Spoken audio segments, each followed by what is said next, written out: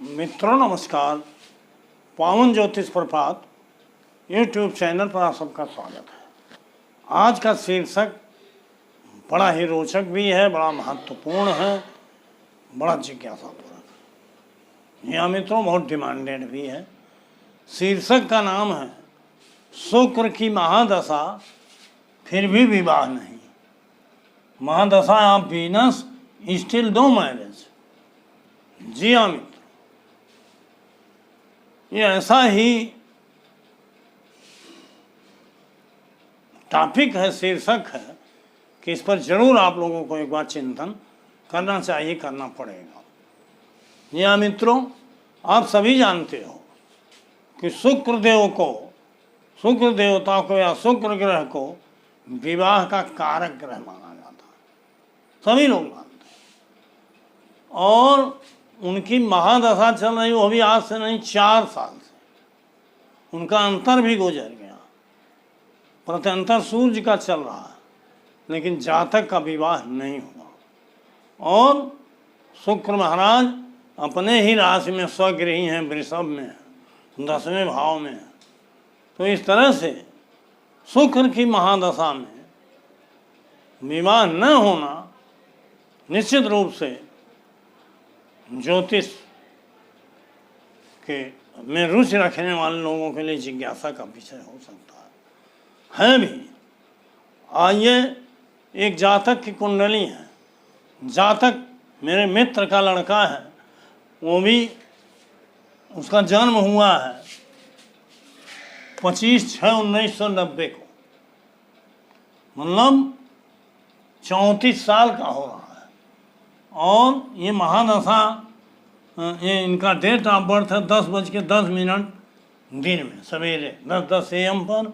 स्थान है देवरिया, उत्तर प्रदेश, इंडिया।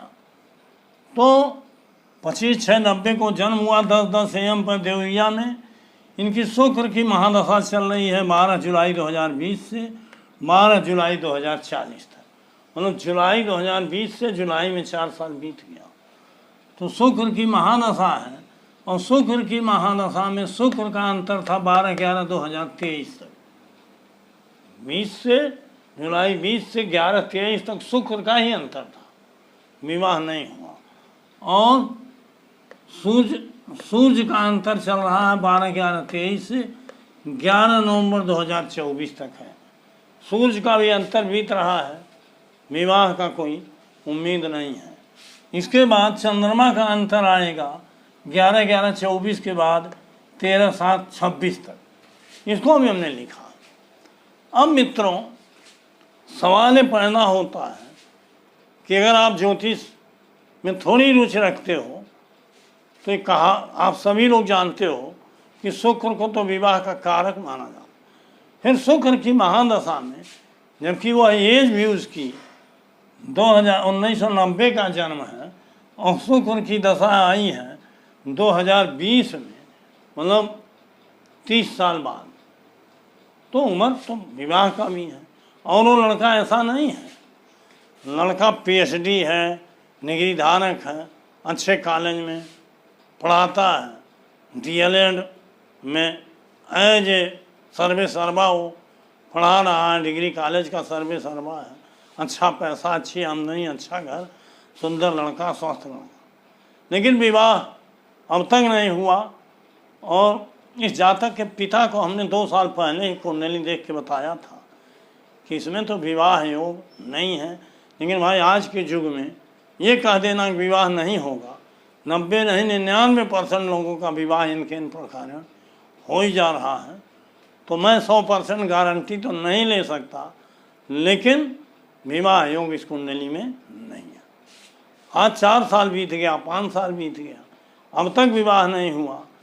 विवाह कई आए गए, लेकिन लड़का या तो हट जाता है या तो ये लोग हट जाते हैं, कोई कारण है।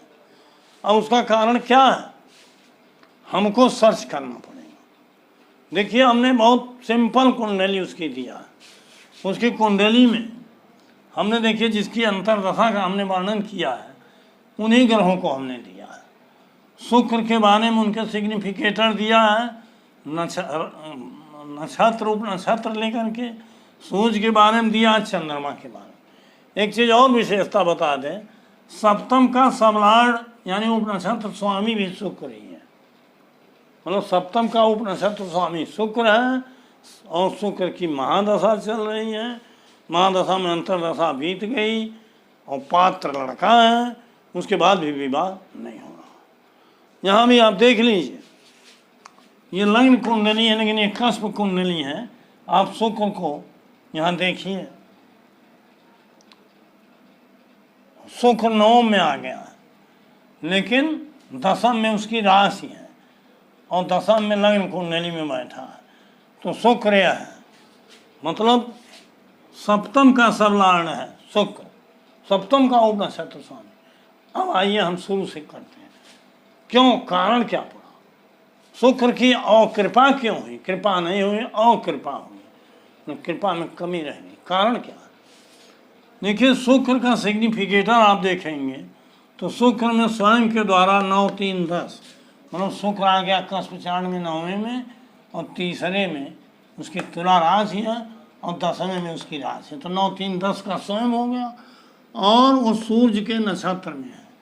सूर्य देखो कहाँ है, सूर्य जो है वो 10वें भाव में, देखो यहाँ सूर्य और बुध है, तो सूर्य 10वें में है और 1 में लग्न में उसकी राशि है, तो 10, 1 का सूर्य हो गया और इसका सब लाड़ बुध है जिसमें 10, 2, 11, 10, 2, 11 आ रहा है। बुध में देखिए 10 भाव और 2 भाव और 11वां मिथुन है और बुध का स्टार लाड़ है मंगल जिसमें 8, 9, 4 है। अब ये सब लाड़ शुक्र जो है न अपने द्वारा न अपने नक्षत्र के द्वारा 2, 7, 11 नहीं, ये नियम हमने बताया है, सभी जानते हैं केपी ज्योतिष का। केपी ज्योतिष अपने आप में कितना सत्य है, अकाट्य है, जिसका प्रभाव इसमें दिखाई दे। अगर सप्तम का सबलाड़ 2, 7, 11 को नहीं बता रहा, मतलब हमने नक्षत्र के माध्यम से उसके उप नक्षत्र को नहीं देखना, तो देखिए नक्षत्र के माध्यम से 9, 3, 10 और 10, 1 है, 2, 7, 11 किसी दृष्टि से नहीं बता रहा, न दृष्टि है न किसी की झूठी है, तो सप्तम का सबलाड़ प्रॉमिस नहीं कर रहा है, रिकमेंड नहीं कर रहा है, प्रारंभ में नहीं दे रहा है। तो इस नाते ये तो मानना ही पड़ेगा कि जब सप्तम का सबलाड़ नहीं प्रॉमिस कर रहा है तो भाग्य में नहीं विवाह कैसे होगा। अब मित्रों, चूंकि शुक्र है सप्तम का सबलाड़, तो शुक्र के अंदर तो ताकत होती है विवाह करा दे, लेकिन नहीं हुआ और शुक्र की महादशा भी आ गई। शुक्र की महादशा में जबकि उसका सबलाड़ 2, 11 बता रहा है, करा सकता है, लेकिन भाग्य में ही नहीं है। तो मित्रों, अब शुक्र बीत गया, सूर्य भी बीत रहा है, सूर्य बीत रहा है 11/11/2024 तक। उसके बाद चंद्रमा आने वाला है। एक दृष्टि चंद्रमा पर भी डालते हैं, क्योंकि सूर्य में 10, 1, 5, 6, 7 तो हल्के राहु के नाते हैं, लेकिन चंद्रमा शनि के नक्षत्र में। आप जानते हो कि स्टार लॉर्ड सबल, यहाँ देखो शनि लग्न कुंडली में 5वें बैठा है, 7वें पर उसकी दृष्टि है, 11वें पर उसकी दृष्टि है और दूसरे पर उसकी दृष्टि है, अर्थात 2, 7, 11 उसकी दृष्टि में है और शनि जो है स्वयं 5, 6, 7, 7 का तो स्वयं मालिक है, कुंभ जो है सप्तम में और 5 और 6 उसकी राशियाँ हैं। तो इस तरह से शनि में क्वालिटी है, शनि देख रहा है, शनि 2, 7, 11 तीनों को कवर कर रहा है दृष्टि। और शनि का सबलाड़